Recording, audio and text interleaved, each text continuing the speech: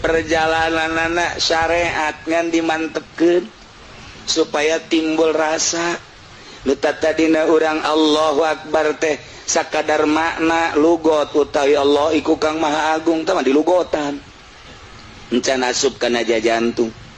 ketika urang maca bismillahirrahmanirrahim kalawan nyebut jenengan Allah anu Maha Rahman Maha Rahim atuh mangalugotan.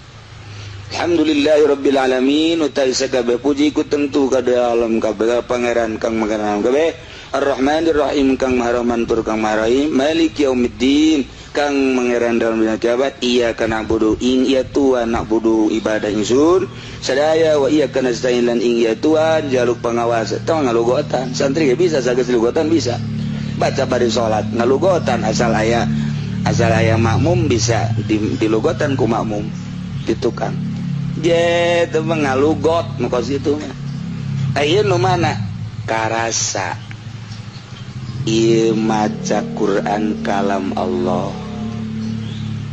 teu sembarangan jelema dibere kuat maca Fatihah